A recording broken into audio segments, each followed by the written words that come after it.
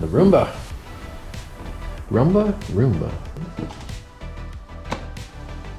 First impression, it's really lightweight. It comes in a nice felt like packaging. Comes with the additional cables. The inside liner is pretty smooth. That's a Velcro pad. It's got the nice adjustable dial on the back of the helmet here. But it's just a sleek looking helmet, really.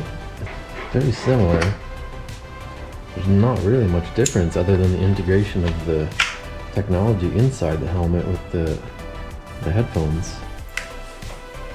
It does have a plastic dial adjuster. It does seem to be plastic, but it's also padded here.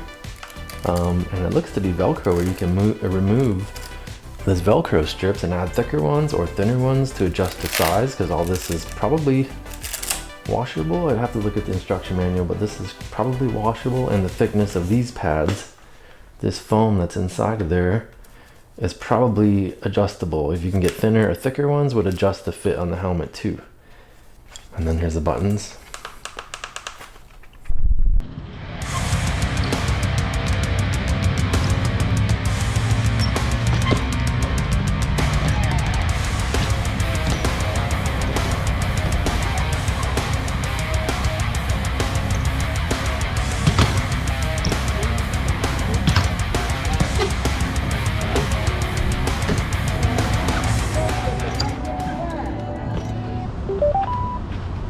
Hello.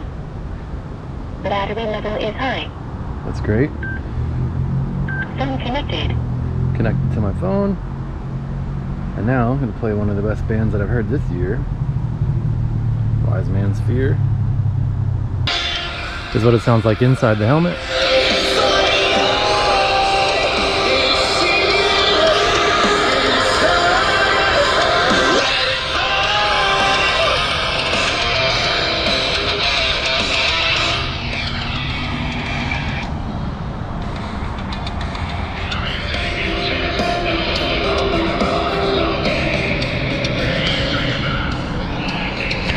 There we go.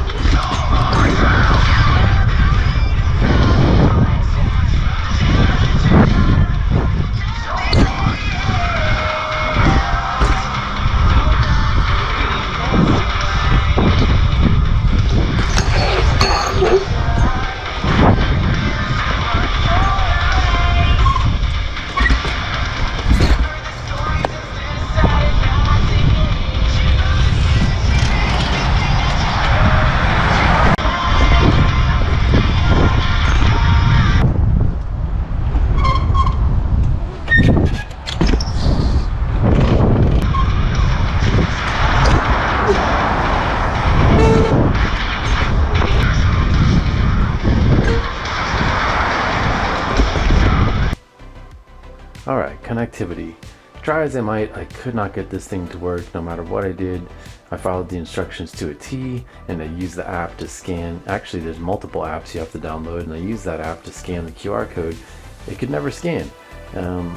Not sure if the QR code is too small, if there's an issue with my camera lens or something, but I've scanned other QR codes with my camera and it works, and this one didn't work, so whatever I did, I could not get it to connect this way no matter what I tried. I'm a pretty patient person, so I gave this one multiple tries, just couldn't get it to work. And it's really frustrating because if you're out there riding and you're trying to connect it and you want to try to talk to your friend with this microphone intercom, you can't get it to work, then, well, you're kind of just wasting time while you're trying to figure that out. So it never worked for me, and I can see how this would be an issue if you're out there with your elderly family or people that are not tech savvy and don't have a lot of patience trying to get this thing to work, and that's a huge downside. Alright, so this is the Sena Pi unit, and actually this thing broke trying to put it on the chin strap because that's plastic and it's sort of brittle and it's not flexible, and not all these chin straps are the same thickness. So when putting the chin strap or your helmet strap on this piece right here, one of my friends was helping me do it and he actually snapped the thing off. So just something to consider. And as far as this unit is concerned, it might be a good idea if this had like a carabiner or D-ring style clip on it so that this kind of thing didn't happen. But again, that's for this unit here, which is the attachment for the intercom secondary device. And so this one, I got it to play music and it sounds pretty good just as a music player, but I couldn't get it to work as an intercom. When you're using this helmet, you need to download this app in order to connect the Bluetooth device and to work with your system. And so I noticed that it often wants firmware updates, and then if you try to use the user guide or the quick guide and just choose the device that you have, which is the Sena Pi in this case, and also the Roomba helmet. Let's see, there's this one here. Quick guide. Well, it's working now, but initially it wanted me to update and download some new software and the latest guide and this and that, updates, stuff like that. Additionally, when I tried to do the smart intercom pairing and connect the Sena Pi right here to the Roomba right here, what I had to do is download an additional app. In order for that to work, it wanted me to download this one right here, Sena Cycling. And then this wanted me to connect the Bluetooth this way for the Sena Pi unit to connect to the helmet. So, you know, it's a lot of tech mumbo jumbo and additional apps that you need to have on your phone. So if this doesn't interest you and kind of you're interested in just the way like plug and play that most headphones will connect to, then that's something to consider too. So overall summary of the helmet, it's a very sleek sheen on the material. It looks very nice and it's quality design and it's durable and it's got open airflow and it's breathable. Nice chin strap, the padding, it's comfortable to wear. The dial on the back is adjustable, which is a great feature to have. One of the downside is you always have to charge this helmet. So if you're a person that wants to listen to music and you try to focus when you ride and listen to music, well, you have to charge this thing up, and maybe it's just another thing to pay attention to and have to charge something else compared to those earphones that you put in your pocket with the built-in charger. But overall, it's a comfortable helmet to wear. It's breathable, it's got nice airflow, it's got thick foam, so it's very protective. It's got an adjustable dial, so it fits on your head snugly. The buttons are rubberized and they got a nice clicky feel to them. And here I am comparing my other helmet just to show you, like, these are the type of helmets that I like with adjustable dial. However, sometimes the flimsy plastics, when you hit a good crash and you snap the plastic or something breaks on the back end, then that feature is pretty much toast. And here's an example. I hot glued one of those things back together because it's just plastic, but it's a little flimsy. So I like about this helmet, it's more robust compared to the other helmets I've had. The thickness on the side is good for better protection. However, it does make the helmet a little more bulky, but it's your head we're talking about here.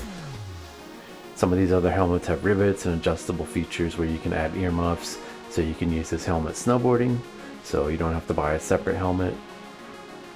And then, pretty important to me, is having a space that's in the middle of the helmet to mount your GoPro or action camera mount, so you can film your friends riding. And this is something to keep in mind. If your helmet doesn't have a good space on top of the helmet to mount these buckles and these mounts, well, it's not conducive to filming action sports. Bluetooth integrated right here. That's sick. You got Bluetooth? I can hear everybody. I don't have to turn the music off because I can hear everything, but See that? got the music. He's got a music helmet. You can hear it? Badass. So perhaps you haven't even heard of a helmet like this that has Bluetooth integration. As I was sharing it with some of my friends, they had no idea that the speakers were in the helmet because it looks just like a regular helmet. So what do you think about this? Is it interesting? Is it unnecessary tech? Like, would you consider riding one? What do you think about it? Leave your comment below, and if you like this video and content like this, consider subscribing to my channel. I'll see you in the next video.